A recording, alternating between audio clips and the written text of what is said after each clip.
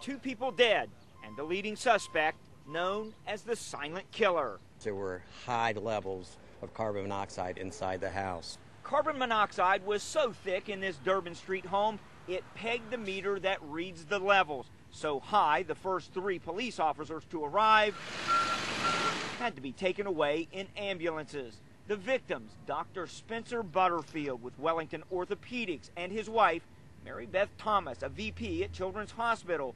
Both were respected in the medical field, but for those who knew the couple, they had the title of friends. It's devastating.